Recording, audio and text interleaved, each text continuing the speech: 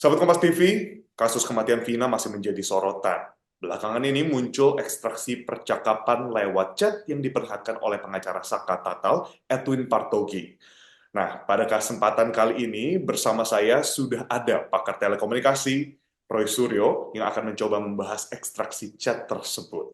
Nah, Mas Roy, tadi kita sudah sempat berbincang sedikit ya soal ekstraksi chat ini. Nah, ekstraksi chat ini muncul eh, lewat pengacara Saka Tatal, Edwin Partogi, yang mengungkap ekstraksi chat ini. Vina berbicara dengan temannya pada tahun 2016, Ya, sebelum ditemukan tewas. Nah, bagaimana analisis dari Mas Roy sendiri? baik. Yang pertama, terima kasih atas kesempatannya dan saya perlu sampaikan bahwa sampai saat ini, sampai ketika kita bicara ini, saya memang baru dikontak secara lisan dan itu pun unofficial. Artinya unofficial itu memang belum diminta secara resmi ataupun ada pihak-pihak yang resmi meminta untuk melakukan ini. Jadi karena sebelum secara resmi, bahan-bahan yang saya pakai sebagai uji analisis itu masih memang bahan yang sifatnya adalah bahan dari pihak tertentu. Jadi artinya kalau sudah secara resmi, biasa yang saya lakukan adalah saya harus mendapatkan bahannya secara official atau secara resmi. Misalnya apa? Misalnya alat bukti itu harus yang berdasarkan dari BAP yang sudah kalau itu berupa print out ya. Nah, jadi saya mesti cocokkan dulu apakah ini sesuai dengan yang ada di BAP. Kalau sesuai dengan yang ada di BAP, ini catatan saya, berarti itu sah. Artinya sah itu apa? Artinya sudah digunakan dalam persidangan tahun 2017 yang lalu berdasarkan kasus tahun 2016 ya. Artinya sudah ada yang pernah menguji itu dan saya tidak perlu ibaratnya apa? Saya tidak perlu menaruh curiga kepada pihak kepolisian atau pihak lain karena itu paling tidak sudah diperiksa oleh penyidik dan kedua sudah diperiksa oleh kejaksaan. Kalau sudah ada di berita acara pemeriksaan. Nah, namun andai kata ternyata nanti yang dibahas ini adalah bahan-bahan yang baru sama sekali, dulu belum pernah disajikan di dalam BAP, maka harus ada perlu satu uji analisis terlebih dahulu terhadap alat buktinya. Ini asalnya dari mana? Kalau itu berupa print out. Tetapi kalau itu berupa data elektronik, misalnya itu file dari Excel atau file dari Docs atau file dari apapun, asal jangan JPEG ya. Kalau JPEG kan berarti dia sudah print out. Tapi kalau dia masih bukti spreadsheet, saya bisa mengujinya. Itu misalnya dibuat kapan, kemudian apakah itu rekayasa atau tidak. Nah, karena gini, kita perlu sepakat dulu bahwa yang namanya ekstraksi itu sebenarnya adalah istilah ketika ada sebuah handphone yang handphone itu menjadi alat bukti, misalnya ada sebuah handphone, ini kemudian diperiksa oleh pihak yang berwenang untuk memeriksa. Nah, cara memeriksanya ada dua. Yang pertama adalah dilakukan uji namanya imaging dulu, di image. Kalau Yang kita pertama, mungkin imaging berarti ya, Mas Roy? menyampaikan, ya image itu kayak di copy atau di backup. Tapi kalau dalam istilah penyidikan biasanya itu dilakukan image karena program yang digunakan, software yang digunakan itu adalah imaging. Nah, setelah itu di image, nah data yang ada di situ itulah yang disebut sebagai diekstrak. Diekstrak itu adalah dibaca atau dibedah. Sehingga dari ekstraksi itu akan muncul sesuai dengan software yang extraction-nya. Ekstraktornya kayak apa? Ekstraktor itu untuk membuka apa, Mas? Gitu. Jadi untuk pemirsa Kompas yang saya hormati adalah untuk membuka banyak data. Istilahnya data itu adalah untuk membuka CDR, Call Data Record Information. Dari Call Data Record Information itu, CDRI itu, yang paling penting itu ada dua, yaitu di situ ada bentuk percakapannya, kemudian bentuk bentuk lognya. Log itu adalah catatan. Satu handphone ini kemudian melakukan kontak dengan apa saja. Jadi satu Kronologinya seperti itu ekstraksi, ya, Mas Roy? betul, betul. Satu ekstraksi itu memang berdasarkan kepada satu handphone tertentu. Jadi misalnya di situ ada banyak nomor, maka nomor-nomor itu adalah nomor yang bisa in atau nomornya bisa out. Misalnya adalah seperti ini. Jadi ada nomor itu bisa bisa in dan bisa out. Nah, itu Oke. ada nomor yang bisa in, Terlihat bisa out jelas misalnya. keterangan-keterangannya seperti itu ya, Mas ya? Betul, keterangan-keterangannya. Nah, tapi yang paling penting dari sini akan bisa ketahuan misalnya nomor itu, nah ini di awalnya. Nomor itu adalah, ini saya yakin Kompas sudah dapat yang lebih jelas ya, nanti tinggal di apa insert saja. Yaitu ada yang namanya IMEI, ya. IMEI itu kalau ibaratnya mobil, ya itu identification manufacturer engineering nomornya, ya. Jadi itu nomor rangkanya. Dan Nomor ada yang seri namanya seri IMSI, unit tersebut gitu ya, Mas ya? betul, dari handphonenya. Tapi Oke. ada yang namanya IMSI. IMSI itu adalah serial identifier dari kartu SIM-nya. Jadi ada dua identifikasi. Kalau Mobil itu ada nomor angka, kemudian ada nomor mesinnya. Nah, SIM card-nya itu adalah IMSI-nya. Nomor IMSI ini yang kemudian biasanya dikenal sebagai nomor handphone. Jadi kalau kalau kita biasanya pakai 08 sekian sekian sekian, nah di dalam IMSI itu biasanya depannya adalah kalau ada kodenya 510, 511 itu Indonesia ya gitu. Jadi tidak pakai 62 tapi pakai kode awalnya operator, kemudian setelah itu ada berapa digit. Kemudian ada juga nomor CCIC, itu adalah nomor untuk juga sama itu nomor yang tercetak pada kartu IMSI-nya. Jadi pada kartu card-nya. Itu kadang-kadang kan kita lihat kok banyak banget nih nomornya yang mana gitu. Nomor handphone itu pada IMSI, kalau kartu ya CCIC-nya itu adalah kartu yang biasanya dicetak untuk kode dari operator. Misalnya untuk mengaktifkan PUK-nya ya PUK-nya atau kalau kemudian kartu itu keblok, biasanya kita masukkan 19 sampai 22 digit artinya. Nah, jadi itulah yang harus dilihat terlebih dahulu. Jadi kalau ada sebuah hasil ekstraktor ya, itu hasil ekstraksinya tuh berupa CDRI dari satu nomor. Satu nomornya ini yang kemudian nanti akan muncul itu nomor siapa, di situ ada lognya, ada kemudian laknya dan lain sebagainya. Nah, kadang-kadang kenapa saya harus bilang Mas, ekstraktor itu berbeda-beda. Ada ekstraktor itu bisa mengungkap dengan sangat detail yang namanya CDRI itu, call data record formation, tidak hanya log, artinya tidak hanya telepon masuk, telepon keluar, dan isi percakapannya tidak hanya itu, tapi bisa juga memuat lak. Lak itu adalah location activation-nya, ya gitu. Jadi artinya memuat di mana dia lokasinya. Jadi lokasinya ada di mana. Jadi lokasi itu berdasarkan BTS, base transfer station-nya. Artinya pemancarnya, tiang tower pemancarnya. Biasanya di situ juga bisa ketahuan. Nah, yang saya pernah terima di kasus Vina ini memang tidak ada laknya gitu. Tapi nanti makanya kalau itu terjadi saya nanti akan meningkat, misalnya saya diminta secara resmi, saya akan coba kejar, adakah yang ada laknya.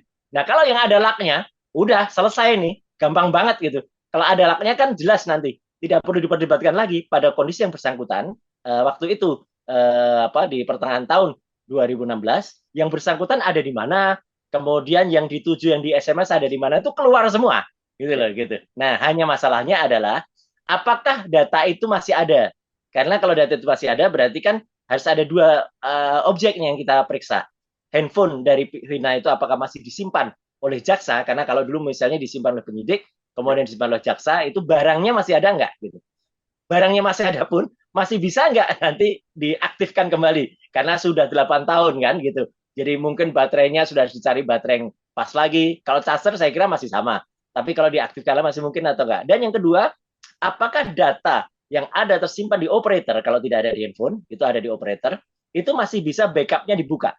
Karena sudah sekian tahun kan. Nah, tapi saya yakin data ini tidak akan pernah hilang Mas di operator. Data itu kalau tidak di backup, dan backup itu biasanya adalah dilakukan dalam periode misalnya 4 atau 6 bulan sekali, dia akan masuk devices yang lain, tidak masuk di server, tapi masuk yang namanya tape backup. Tape backup atau server tape backup atau cadangan. Nah, cadangan itu memang bisa dibuka juga, tapi itu perlu effort yang cukup besar karena dia kapasitasnya pasti besar, terabyte gitu, tera atau petabyte gitu kalau sebuah operator. Tapi itu tetap bisa dibuka dengan permintaan pengadilan atau dengan permintaan dari status hukum yang bersangkutan. Nah, jadi sekali lagi sampai dengan saat ini memang yang saya lihat adalah benar bahwa saya sudah dikontak oleh person-person ya, nama yang Mas sebut tadi sempat juga mengontak saya dan saya berterima kasih dan saya tidak ada soal. Saya pun siap membantu sepenuhnya ya case ini ya gitu dari mana saja. Karena saya tidak pernah memiliki keperbedaan mau dari pihak kuasa hukum dari Saka Tatal, kuasa hukum dari katakanlah Ibtu Rudiana pun katakanlah begitu. No problem karena ilmu pengetahuan itu netral. Ilmu pengetahuan itu tidak boleh berpihak. A ya saya katakan A, B ya saya katakan B. Nah, disinilah kemarin sempat mulai muncul ada pertanyaan-pertanyaan Mas, saya terus saja ya gitu. Betul, ada pertanyaan betul. Karena banyak pertanyaan sempat muncul ada komunikasi ya yang dilakukan oleh almarhumah Vina kepada seseorang yang disebut sebagai Mac ya gitu ya, dipanggil aja Mac gitu. Ya. Dan sempat memang tadi perbincangan, kenapa jamnya kok sore gitu? 15 lebih 16. Ya. Itu bukan sore. Jam yang ada di dalam ekstraktor apapun biasanya settingnya adalah setting jam internasional. Yang disebut sebagai Universal Time ya Mas ya? Betul, Universal Time Code, UTC. Dulu orang mengenal sebagai Greenwich atau GMT. Itu bedanya apa Mas? Bedanya dengan waktu Indonesia Barat adalah 7 jam. Ya, jadi 7 jam bedanya. Jadi artinya waktu yang ada di situ itu harus ditambahkan 7 jam ya gitu, 7 jam supaya dia bisa menjadi waktu Indonesia Barat. Jadi kalau tertera 15:16 itu berarti 15 tambah 7 berarti 22 lebih 16 gitu kan gitu. Jadi artinya ya jam 10 malam lebih 16 menit gitu. Katakanlah begitu. Jadi artinya membacanya begitu. Nah, dari situ yang kemarin sempat beredar dan sempat juga saya sempat lihat, tapi saya harus dicatat sekali lagi, ini belum analisis ilmiah dan belum bisa dilakukan apa istilahnya kalau nanti disaksikan, karena kalau kesaksian saya harus pegang berita acara pemeriksaan, saya harus disumpah untuk kemudian membaca itu, dan saya harus pegang alat bukti yang resmi, Yang ya lengkap bukan yang tadi, sekedar. ya Mas Roy, yang lengkap tadi Betul, nih. betul, Ya, betul, bahkan yang tanpa lengkap. laknya tadi. Betul, enggak perlu sampai itu. Oh, nggak perlu Karena sampai itu. kalaupun misalnya dari berita acara pemeriksaan, ya sama, fotokopinya itu sama, itu sudah sah, sudah bisa. Karena setidak-tidaknya kita patut percaya bahwa kepolisian dan kejaksaan sudah melakukan tugasnya dengan benar. Kecuali, dalam tanda kutip, kecuali fotokopi yang beredar selama ini atau yang ditunjukkan oleh lawyer, misalnya Pak Partogi dan misalnya oleh lawyer pihak sana, ternyata beda dengan yang ada di BAP. Nah, ini harus dicek mana kemudian yang membuat yang baru. Kalaupun ada yang baru dan katakan itu benar, print out, saya harus lihat bukti elektroniknya. Karena Undang-Undang Informasi Transaksi Elektronik yang kebetulan saya ikut buat waktu tahun 2008 dulu, dan itu sudah direvisi sampai 3 kali, Undang-Undang 11 2008, direvisi menjadi Undang-Undang nomor 19 tahun 2016, dan terakhir direvisi nomor 1 tahun 2024, semua tetap sama di pasal 5 ayat 1. Pasal 5 ayat 1 itu mengatakan, bukti elektronik sah Mas sebagai alat bukti hukum, tapi harus dilengkapi dengan dokumen elektroniknya.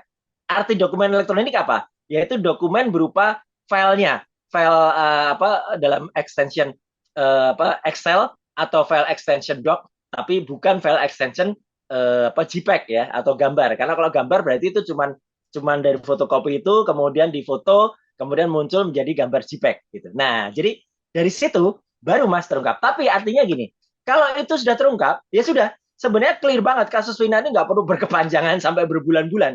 Karena dari situ jelas kapan terakhir handphonenya aktif, kemudian apalagi kalau tadi Mas yang Mas juga sampaikan, apalagi kalau ternyata pihak dari penyidik atau pihak dari misalnya pengadilan bisa memanggil operator dan menghadirkan hasil ekstraksi yang ekstraktornya itu memang detail ya gitu. Jadi ada laknya.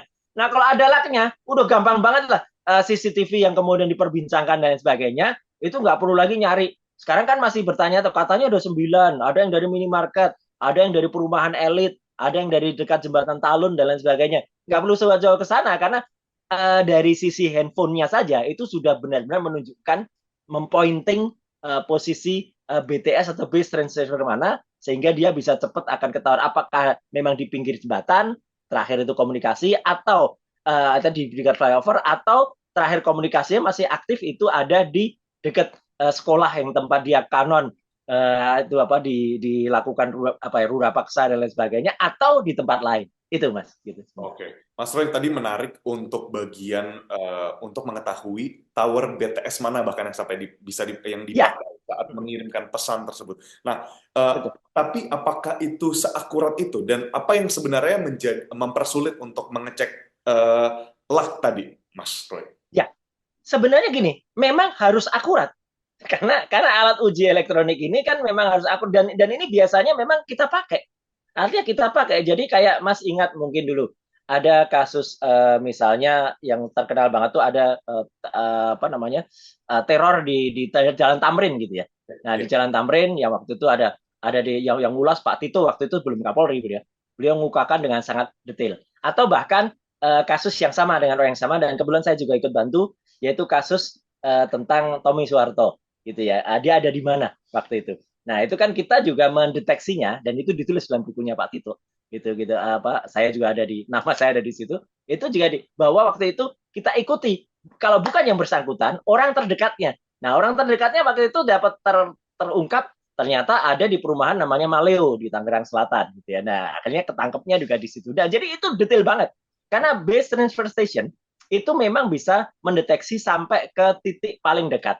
Ya, terutama kalau ada di perkotaan atau katakanlah kalau itu di Cirebon, ya meskipun itu BTS-nya masih berupa tower yang tinggi dan tower itu radiusnya biasanya ada sekitar 100 sampai 200 meter. Tetapi kalau itu ternyata ada tempat-tempat atau ada perumahan misalnya, nah itu kan ada perumahan itu. Nah kalau perumahan itu ternyata di situ ada BTS yang sifatnya adalah micro cell atau bahkan nanosel ya nanosel atau kalau di dalam gedung kadang-kadang ada namanya picocell. Nah, itu bisa teridentifikasi juga. Jadi di situ Sampai ada misalnya ada kode. letak-letaknya bahkan, Mas. Betul, betul. Misalnya di studio Kompas gitu misalnya. Itu mungkin saja di dalam gedung karena dulu ada kepentingan wah kalau di sini kok blank spot ya gitu. Nah, akhirnya pihak gedung biasanya minta kepada operator untuk memasang yang namanya picocell atau nanosel. Nah, dalam picocell atau nanosel itu bahkan kita bisa tahu sampai ke ruangannya. Saat ruangan-ruangannya kita bisa tahu. Jadi kalau kalau dulu ini pernah saya ungkap ketika ada kasus mafia bola ya di yang dulu ramai ketika diulas di kantor kementerian. Waktu itu saya bahkan bisa secara tersenyum dan tegas mengatakan ya nggak usah nyari pelakunya ada di dekat-dekat kita kok gitu. Karena apa? Karena BTS-nya nomor identifikasi microcell-nya biasanya kalau dalam ruangan tuh ada kayak router lah itu bentuknya. Ya. Kayak router gitu, nah itu bisa ketahuan. Jadi sedetail itu kalau memang hasil ekstrasinya itu. Tapi kalau yang saya lihat sekarang ini, yang beredar ini memang tidak ada itu. Yang saya lihat ini ya gitu. Jadi di situ hanya berupa ada nomor emailnya ada, IMSI-nya ada, nomor IC-nya ada, kemudian ada log-nya ada. Jadi log itu dia to kemana, ya, kemudian in kemana gitu. Jadi itu jelas. Ada kalog itu ada dua. Ada kalog itu hanya berupa adalah register dari nomor yang masuk. Kalau itu voice tidak ada rekaman voice-nya, tidak pernah ada. Kecuali kalau itu misalnya dia suspek dari KPK. Kalau dia suspek dari KPK atau suspek dari kasus yang lain, mungkin dulu pernah dimintakan oleh penyidik rekaman pembicaraannya, maka dari alat lain namanya interceptor, bukan ekstraktor, kalau ini namanya interceptor, itu bisa muncul suaranya, tapi tidak ada di dalam database yang kita bincangkan. Yang ada di sini maksimal adalah nama-nama telepon masuk, jadi call log-nya, jadi call log-nya apa, dan kemudian SMS yang masuk karena waktu itu adalah short message services yang masuk, ya gitu, atau SMS yang masuk, atau SMS out-nya, semacam yang diperbincangkan. Jadi ketemu nggak Mac gitu atau apa gitu ya, itu adalah SMS. SMS memang tercatat di operator dan juga tercatat pada hasil ekstraksi. Gitu. Mas, tadi berarti yang menjadi tantangan untuk mendapatkan luck itu sendiri adalah Ya. ekstraktornya. Berarti. Betul, betul. Dan saya yakin sebenarnya bukan masalah waktu. Ini kan kadang-kadang orang bilang 2016 kata pasti nanti ada gitu. Belum ada alat itu. Sudah ada, Mas, alat yang ekstraktor yang sangat detail itu. Bahkan sudah saya pakai dulu itu awal-awal sebelum tahun 2010 saja ada. Saya meneliti kasus-kasus macam ini kan sudah jauh hari, Mas, gitu. Mungkin sekitar 20-an tahun yang lalu ya. Itu sudah ada alat-alat yang memungkinkan ada gitu. Oke, berarti Nah, alasan hanya masalahnya enggak, itu kenapa saya bilang ini? alasan Karena seperti kan ada alasan itu dipakai untuk CCTV kan? Betul. Ya kan ada alasan dipakai untuk CCTV kan? Katanya CCTV-nya ada, tapi waktu itu nggak ada ahli yang bisa buka. Maaf Mas, saya pernah neliti kasus 14 tahun yang lalu, kasus 2010 waktu itu, kasusnya almarhumah Alda Risma. Ya, Alda Risma itu seorang artis yang dia meninggal karena overdosis di salah satu hotel di Menteng. Ya, itu pun CCTV-nya sudah bisa kita periksa. Jadi ada gitu loh. Itu apa?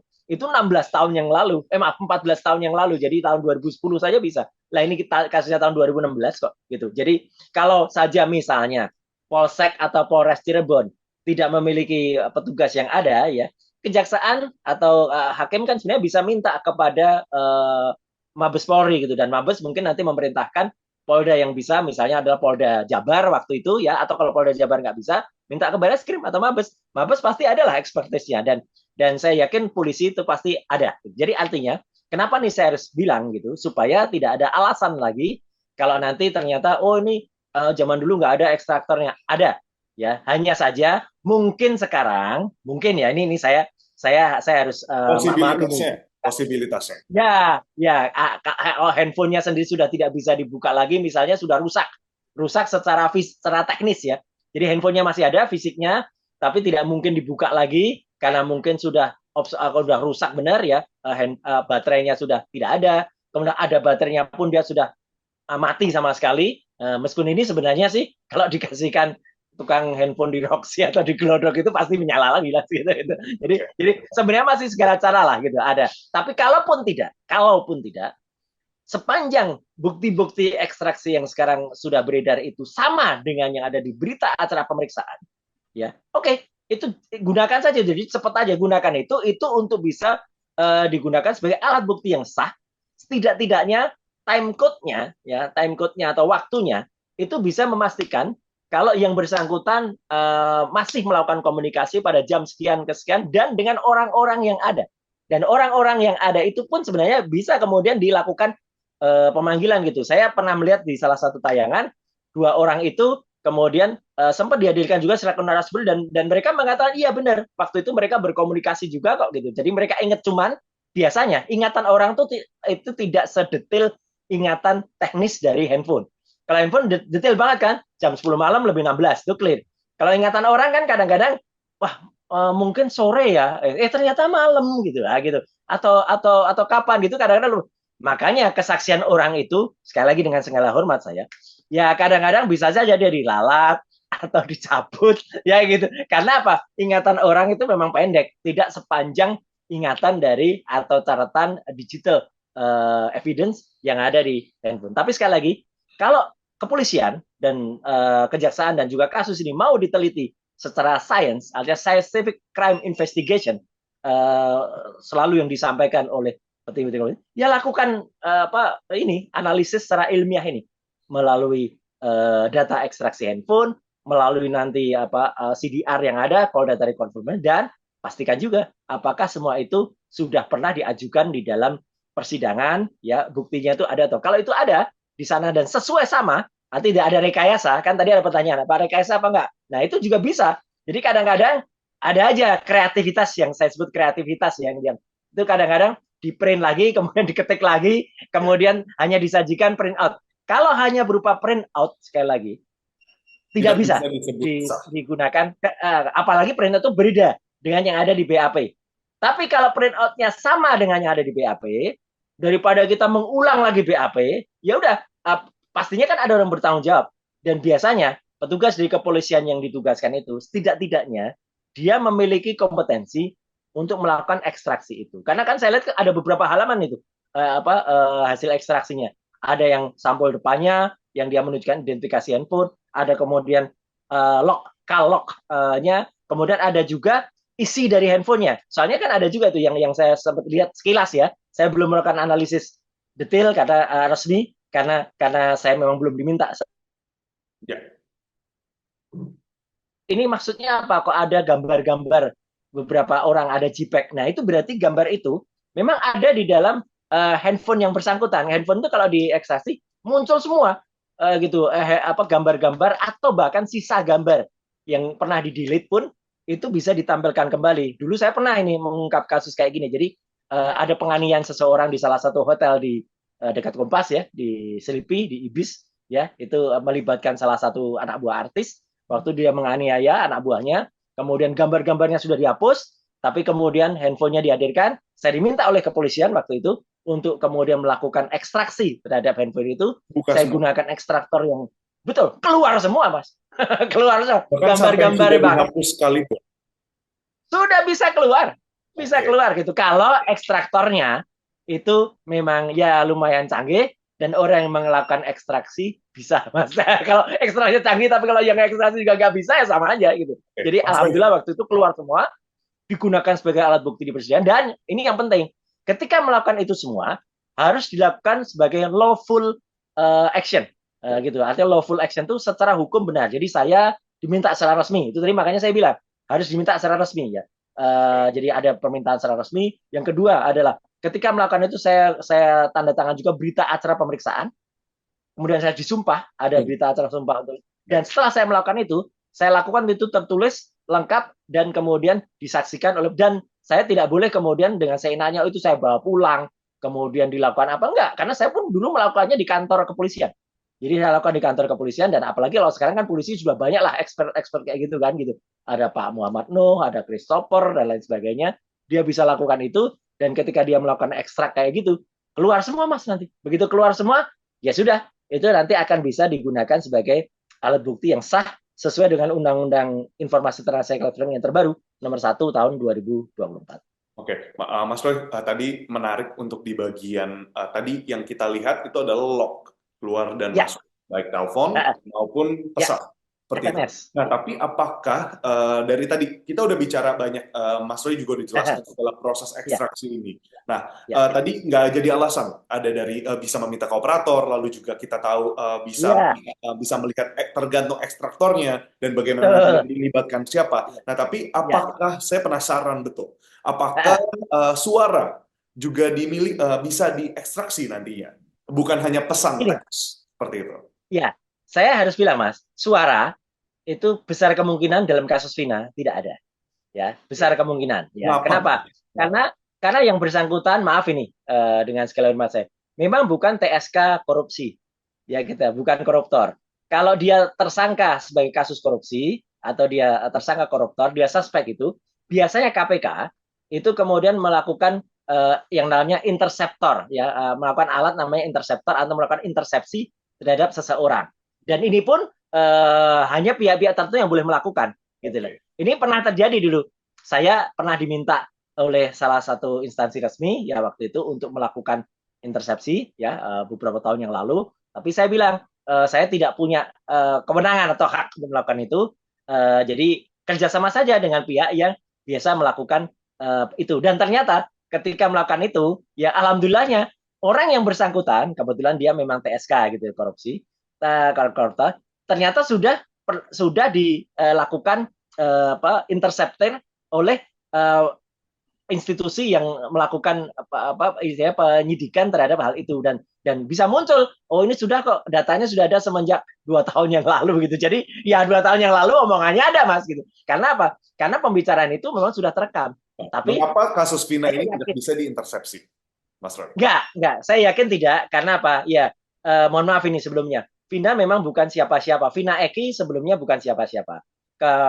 Kalau saja mungkin mereka itu adalah pejabat publik awalnya, gitu ya, atau level ataupun kalau bukan pejabat publik adalah orang yang dituduh melakukan tindakan tercela korupsi, mungkin sudah ada pihak lain yang melakukan intersepsi. Itu kasus yang dulu pernah juga saya bantu. Jadi ketika aparat ini melakukan itu, saya bilang coba aja cek ke institusi sebelah, saya bilang gitu. Siapa tahu dia punya. Ternyata ada. Ya udah, kerjasama aja, clear. Udah, jadi kalau muncul semua rekaman pembicaraannya bahkan semenjak 2 tahun sebelumnya. Gitu. Tapi yang ada di dalam data yang kalau diekstraksi secara handphone, ya gitu, atau itu yang dilakukan secara dari operator tidak pernah menyimpan rekaman suara, ya gitu. Operator tidak pernah menyimpan rekaman suara itu sepanjang memang tidak diminta, dan diminta pun operator juga tidak berhak. Apalagi sekarang ada Undang-Undang Perlindungan Data Pribadi ya nomor 27 tahun 2022 ya, artinya di situ memang rekaman data pribadi itu bukan di operator, tetapi dia justru ada pada pihak aparat yang memang memiliki wewenang atau memiliki hak secara hukum untuk melakukan lawful interception. Jadi kalau dia tidak lawful interception, dia unlawful interception, itu malah dilarang dan melanggar Undang-Undang Perlindungan Data Pribadi. Oke, Mas Roy, berarti interseptor ini bisa Ya. dilakukan dan diaplikasikan secara langsung saja, atau bisa sebenarnya lihat dari history gitu, maksudnya lihat dari yang Enggak, sudah terjadi. harus dilakukan secara langsung oleh Oh, alat yang beda, bukan baik. ekstraktor. Alatnya beda. Interceptor itu alatnya ada khusus lah. Itu Oke. ada mobil tertentu ya, bentuknya mobil. Kalau dulu bentuknya mobil, kalau sekarang bentuknya koper, Berarti koper memang kecil gitu ya. direncanakan seperti itu. Direncanakan, harus Oh, oke. direncanakan, Baik, harus sejak awal dilakukan, baik. dan itu pun tidak bisa sepanjang waktu. Misalnya KPK melakukan intersepsi terhadap seseorang, kemudian orang ini di-tag mulai dari sekarang gitu, ya ini ada waktunya kan, gitu, nggak mungkin sepanjang saat. Tapi memang kejelekan interceptor ini, kalau kita lihat, mohon maaf lagi ya, pada kasus-kasus yang misalnya yang sudah diungkap oleh KPK, dulu KPK pernah mengungkap kasus yang melibatkan mantan ketua institusi tinggi ya gitu. Jadi waktu itu semuanya muncul Mas, sampai ke hal yang sifatnya pribadi pun juga muncul. Jadi, jadi pembicaraan dia bukan hanya yang dilakukan dengan kasus terkait, tapi pembicaraan dia dengan wanita, pembicaraan dia dengan keluarga. Nah, itu muncul. Itu yang kemudian kan menjadi pertanyaan juga, sah nggak kemudian kalau bukti yang lain itu kemudian ikut diungkapkan di sidang gitu kan misalnya gitu. Jadi Baik. memang jadi ribet Mas gitu kalau kalau kalau kalau soal intersepsi ini gitu. Karena kalau intersepsi ini memang keluarnya juga bisa seperti yang kita sering lihat lah kalau di persidangan itu apa kata-katanya maksudnya halo kemudian ya posisi di mana gitu apa dusnya sudah siap belum gitu kemudian oh iya ini ada apel Malang gitu atau apel apel Amerika gitu itu kan istilah-istilahnya kemudian jadi muncul semua begitu itu sudah di tekskan gitu di ditranskripkan nah itu muncul semua tapi transkrip itu berasal dari rekaman pembicaraan alat namanya interceptor tapi itu harus dilakukan secara dari awal sebelumnya atau harus direncanakan kalau menurut Mas tadi. Dan saya cukup yakin ya terus terang ini saya objektif aja. Dalam kasus Vina dan Eki ini nggak ada rekaman pembicaraan itu nggak ada. Karena mereka mohon maaf ini memang bukan orang yang kemudian pantas untuk dilakukan rekaman itu atau penyadapan itu ya. Tapi kalau yang bisa membantu adalah ketika handphone ini diekstraksi sekarang ini dan kemudian ekstraktornya meskipun ekstraktornya tidak keluar laknya, tidak keluar posisinya, nggak apa-apa, ya. Setidak-tidaknya bisa muncul isi-isi pembicaraan dan waktunya. Yang paling penting kan waktu atau timestamp itu kan jelas banget gitu.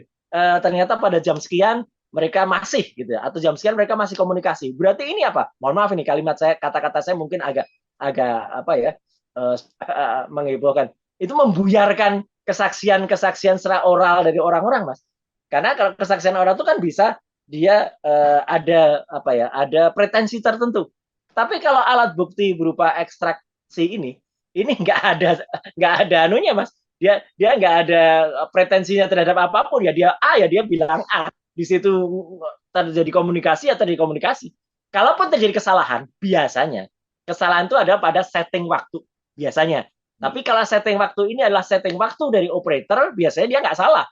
Karena operator itu standarnya internasional. Nah, Default ya. setting waktu yang saya maksudkan, ya setting waktu yang saya masalah itu misalnya terjadi pada kasus kopi sianida, pada kasus ketika terjadi kasus kopi sianida itu di Cafe Olivier, itu ketika dilakukan perekaman CCTV, memang tidak dilakukan proses namanya synchronizing. Ya, jadi gini, uh, sinkronisasi waktu ini memang penting. Makanya sejak awal, ketika pertama kali print out dari ekstraksi ini muncul, itu sudah ada statement dari pihak-pihak tertentu mengatakan, oh ini waktunya nggak mungkin, kenapa sore hari gitu kan? Nah, saya bilang waktu itu langsung ya gitu. Saya tidak memihak manapun ya. Saya bilang semua harus hati-hati karena bukti daripada ekstraksi itu biasanya dari operator dan operator itu biasanya menggunakan standar waktu yaitu UTC atau Universal Time Code. Jadi itu enak gitu. Kalau kalau CDR atau kalau data record information dari handphone itu enak. Nah, yang menjadi sering masalah adalah rekaman CCTV atau rekaman-rekaman pada kamera-kamera pengawas. Kalau rekaman kamera pengawas itu memang tidak ada setting internasionalnya. Biasanya itu disetting pada mesin DVR, digital video recorder yang bersangkutan. Pada kasus kopi sianida yang melibatkan Jessica Kumala Wongso dan kemudian korbannya adalah Mirna Salihin waktu itu adalah rekaman yang ada pada Cafe Olivier. Ini saya harus objektif mengatakan memang ada kesalahannya atau ada tidak kekurang akuratan penyidik waktu itu tidak melakukan sinkronisasi waktu.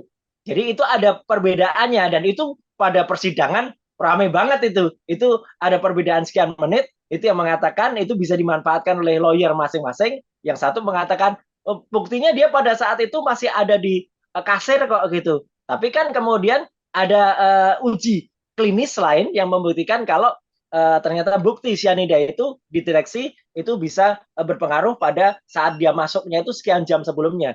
Dan ketika ditarik sekian jam sebelumnya, waktunya tidak cocok dengan yang ada di CCTV. Karena dari CCTV itu belum diminum, waktu itu masih baru. Nah, ini sebenarnya gampang jawabnya. Karena yang ada di CCTV itu belum dilakukan sinkronisasi. Kalau waktu itu sudah disinkronize, ya, waktunya akan kemudian sama dengan hasil laboratorium yang mendeteksi adanya sisa sianida yang diperiksa pada laboratorium kesehatan. Jadi itu penting banget ya sinkronisasi.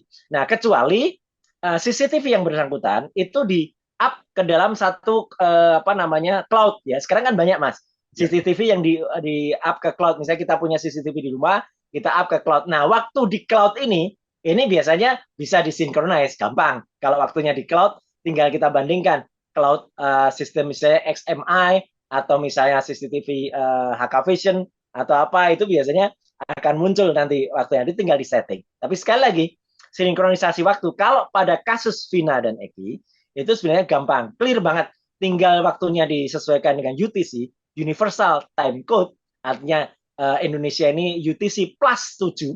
Jadi Indonesia itu sama dengan UTC plus 7 atau GMT plus 7. Tinggal nanti dicocokkan waktu yang tertera di CDRI itu hasil ekstraksi itu berapa itu di situ jelas nih. Di situ ada waktunya kemudian UTC plus 0. Artinya dia waktunya UTC. Nah gitu, karena waktu UTC tinggal ditambah 7 jam itu menjadi waktu Indonesia Barat dan waktu itu mohon maaf Mas saya harus bilang tidak akan bohong Mas. Tidak bisa bohong karena waktu itu adalah waktu yang sudah benar-benar ditentukan pada saatnya dan kemudian tidak bisa dicabut oleh keterangan yang sekarang banyak banget yang keterangan oh tadinya iya mengatakan enggak tadinya mengatakan iya ternyata iya kayak ya, gitu Mas. berarti dari analisisnya Mas Troy sendiri sebenarnya udah nggak ada alasan kalau tidak bisa dilihat secara saintifik seperti itu. Bahkan saintifik ini mengarah pada hal-hal teknis yang sangat sudah jelas, benar, sudah akurat seperti itu kan ya Mas ya? Betul, betul. Meskipun dengan catatan sekali lagi Mas, dengan Ya. catatan harus diingat print out yang sekarang beredar dan dipegang oleh kuasa hukum itu sama dengan yang ada di BAP yang ada dihadirkan di sidang. Kalau itu sama, ya itu berarti apa? Berarti ya dulu sudah pernah diperiksa. Saya percaya analis dari pihak kan polisi kan pasti juga punya analis teknis. Ya, analis teknis pasti dia sudah membaca. Dia sudah bersertifikasi tertentu untuk membaca itu dan artinya dia sudah mengesahkan itu. Perkara apakah itu harus saya ketemu nanti bukti elektronik filenya, kalau sudah menjadi alat bukti di persidangan, berarti dia sudah setidaknya disahkan oleh dua institusi, institusi kepolisian dan institusi kejaksaan, karena jaksa kan ada juga yang namanya jaksa peneliti. Sebelum dia P21, dia kan ada jaksa peneliti yang meriksa berkas itu. Nah, di situ kan sudah ada standarnya. Kalau itu misalnya hasil dari ekstraksi itu tidak sesuai dengan aturan hukum, tidak lawful ya extraction, dia harusnya nolak gitu. Nah, kalau itu ternyata sudah diterima, nah itu kan berarti setidaknya dua institusi sudah melakukan itu. Oke, Pak. Kecuali, ya, sekali lagi, kecuali itu ternyata beda. Nah, kalau beda, harus kita ulang dari awal. Berarti handphone dari almarhumah Vina itu harus diketemukan dulu. Nah, sialnya kalau ternyata jawabannya handphonenya sudah rusak atau handphonenya sudah hilang, ya wassalam Mas. Gitu. Oke. Baik, Mas Roy, berarti kronologi itu jadi hal yang penting tadi yang seperti Mas Roy sudah Ya, bilang. Tapi sebenarnya kalau dilihat dari yang sudah-sudah yang terjadi, muncul nih kecurigaan dari masyarakat seperti itu. Adanya manipulasi, lalu adanya rekayasa. Tadi yang udah Mas Roy jelaskan panjang lebar sekali. nah, ya. Sebenarnya apakah BAP ini, maksudnya bukti di BAP ini bisa dipaparkan ke publik? Seperti itu Mas Roy. Kalau dari Harus, harus kan? harus, harus. Karena gini ya, artinya gini, dengan segala hormat saya mencoba objektif saya. Saya sekali lagi ya, ini harus saya tandaskan. Saya tidak berdiri di satu pihak manapun. Saya berdiri di ilmu pengetahuan. Saya berdiri di kebenaran. Meskipun saya memang belum diminta secara resmi atau apalagi belum disumpah. Tapi setidaknya kalau nanti pun dilakukan, saya akan menyampaikan apa yang ada pada scientific crime investigation atau pada scientific apa bukti-bukti itu gitu. Jadi kalau itu misalnya ada forensiknya, yaitu saya sampaikan sesuai dengan digital forensiknya. Saya sampaikan di situ.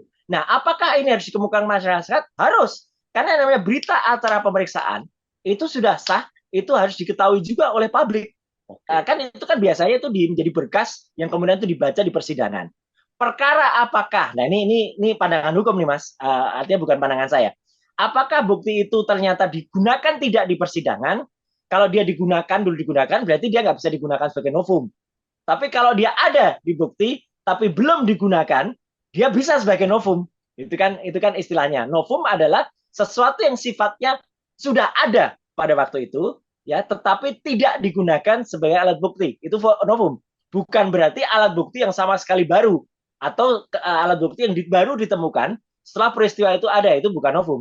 Tapi kalau itu alat bukti itu memang sudah ada sebelumnya dulu, tapi tidak diungkapkan di persidangan, ya meskipun itu ada di dalam berkas acara, itu masih bisa dilakukan sebagai novum. Dan ini bukan istilah hukum ya, bukan istilah hukum nanti katakan oh itu nggak bisa lagi karena itu apa istilahnya apa nebis and indem atau apa gitu karena itu perkara yang sama nggak bisa dibahas lagi atau itu bukti yang sama nggak bisa diajukan lagi. Sepanjang itu belum dibuka di persidangan, Masih itu sah. harus dibuka, masih sah, apalagi itu memudahkan untuk kemudian diteliti. Karena kalau itu sudah ada di berita acara pemeriksaan, mudah bagi kita, Mas. Siapapun ya, bukan hanya saya ya, pakar telematika yang lain atau digital forensic yang lain akan mudah untuk membaca. Dia nggak perlu repot-repot lagi harus melakukan ekstraksi awal atau ekstraksi ulang dari yang ada karena saya khawatir itu nggak akan mudah gitu loh. Sama seperti CCTV, dulu saya pernah ditanya, Mas mungkin nggak ditemukan CCTV-nya?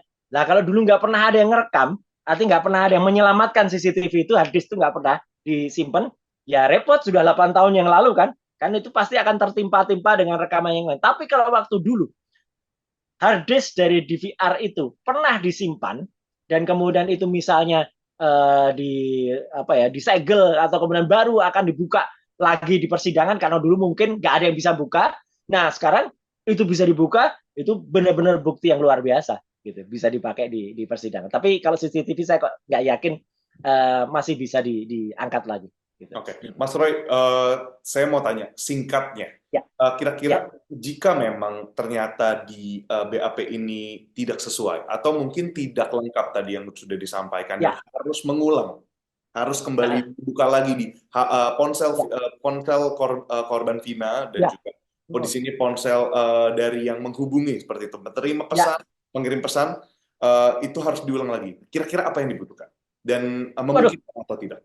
saya terus terang bilang secara ada ya objektif dan apa istilahnya daripada membuat harapan yang kemudian atau istilah sekarang membuat PHP gitu ya pemberian informasi. Kalau itu harus diulang lagi terus terang agak sulit mas. Sulitnya apa? Satu, belum tentu handphone yang bersangkutan itu masih tersimpan dengan baik ya karena yang namanya berkas itu kan berkas itu dari kepolisian pada saat P19 P21 tuh bolak balik itu berkasnya semua juga ngikut dan ternyata misalnya pun masih ada gitu, itu kan perlu misalnya alat juga untuk membuka kembali. Ya mungkin kalau secara teknis ya, kalau secara teknis kadang-kadang kan kalau charger sih mungkin masih bisa sama lah gitu. Apalagi itu kan sudah kelihatan di situ merek merek handphonenya kan juga ada di situ merek handphonenya muncul. Itu mungkin bisa gampang bisa dilakukan apa ya? Bahkan seperti itu. Dilakukan ya adalah orang-orang atau kan kalau gampangnya kalau di sini orang-orang di Roxy atau di Glodok Oke. itu pasti ada. Nah, cuman apakah itu masih mungkin dibuka? Nah, itu kan menjadi pertanyaan besar kita gitu. Karena belum tentu juga itu mudah mudah dilakukan. Itu kan maaf ini kan merek handphonenya kan S ya. S yang cukup terkenal gitu. Galaxy S4 Lite gitu kalau yang saya baca di situ. Nah, itu kan casernya gampang, ini gampang. Cuman apakah masih bisa? Nah, kalau ternyata itu satu barangnya masih ada, apakah masih mungkin secara teknis itu dilakukan lagi ya? Dan yang kedua, kalaupun itu memang masih mungkin ya, kalau apakah masih ada? Harus ada. Barang-barang bukti digital itu nggak mungkin hilang, Mas. Tidak boleh Kecuali, hilang ini ya. kecuali ya, kecuali ada orang yang merekayasa itu. Contoh kan, ini saya contohkan lagi. Contoh kan kemarin yang sempat melakukan PK itu kan sempat dia pada saat sebelum berangkat ke Bandung, ya, itu kan dia sempat ada di sosmednya. Nah, kemudian dia sempat menuliskan, saya berangkat ke Bandung ya, gitu. Nah, kemudian dia waktu dia di Bandung, semua ada tadi di sosmednya. Tapi setelah kemudian itu diperiksa oleh penyidik, mohon maaf nih ya, kemudian pulang-pulang nggak ada, gitu. Bukti itu. Untung netizen, ya namanya netizen ya, mah benar netizen dengan segala komennya, gitu. Netizen tuh sempat merekam, sempat men-screenshot sempat melakukan tangkapan layar terhadap sosmed dia. Nah, udah.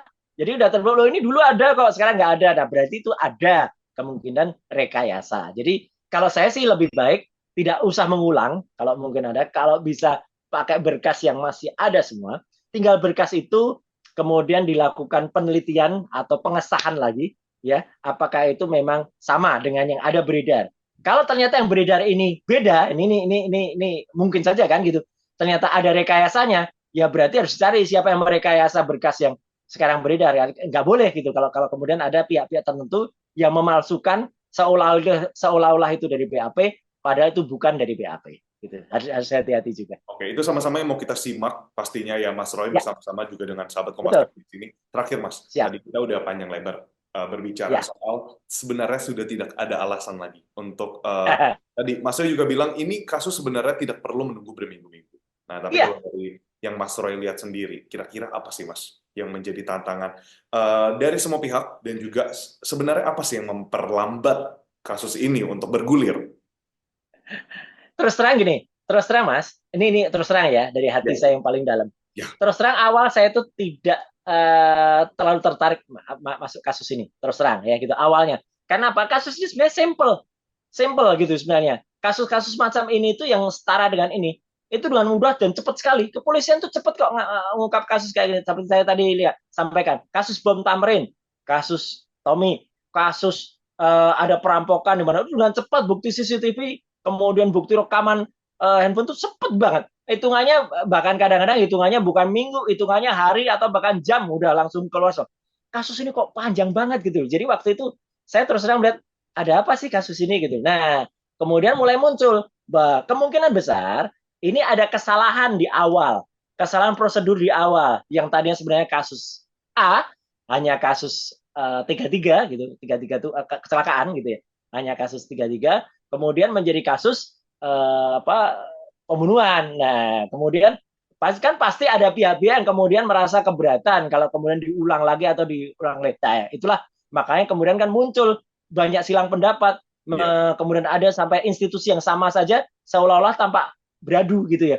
Ada level polsek, katakan ini dulu kasusnya begini, ternyata belum naik ke Polres, ternyata di Polres begini, ini ternyata udah diambil lagi sampai ke apa TB1 Pak Kapolri sampai juga mengatakan ini harus disidik secara objektif dan setransparan mungkin, bahkan sampai presiden.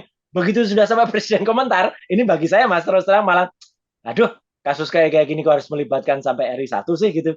Jadi malah saya terus terang waktu itu mengatakan ini ada apa-apanya ini kasus ini malah gitu. Maksud saya adalah ya mungkin ada yang mau sengaja dibikin panjang gitu ya gitu untuk yang lain, tapi ya makanya saya memang belum belum terlibat atau belum mau melibatkan diri, ataupun seperti sekarang kan saya sebenarnya juga tidak terlibat gitu atau belum terlibat, hanya karena sudah mulai dimintain komen ya saya sampaikan apa adanya aja gitu. Tapi ya. artinya adalah saya sih sangat berharap kasusnya segera. Karena apa? Karena sudah jelas digital evidence itu merupakan hal yang jujur. Tidak mungkin digital evidence itu salah, kecuali sekali lagi kecuali ada orang yang merekayasa bukti digital evidence, dan kalau ada orang yang merekayasa, orang itu harus kemudian menjadi ikut dipidana karena dia berarti sudah membuat kesalahan dan mengakibatkan orang lain bisa jadi celaka. Betul. Baik, baik, Mas Roy. Oke, Sekian wawancara kita pada baik, hari ini, Mas Roy.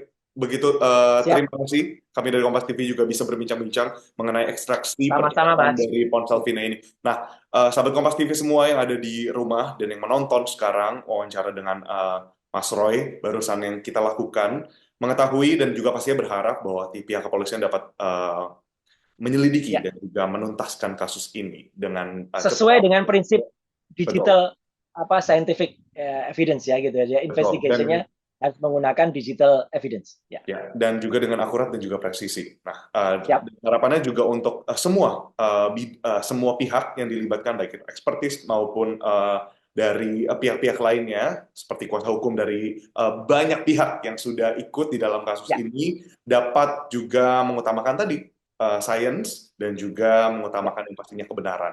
Seperti itu, sahabat Kompas betul. TV. Saya Edwin Chan, dan di sini bersama dengan saya, uh, Mas Roy Suryo. Terima kasih banyak, Mas, atas Ya, waktunya sekali lagi. sama-sama. Terima kasih. Semoga Baik, sampai bermanfaat, jumpa. Mas Edwin. Semoga Sampai jumpa, bermanfaat untuk Kompas TV. semuanya. Sampai jumpa. Baik, makasih.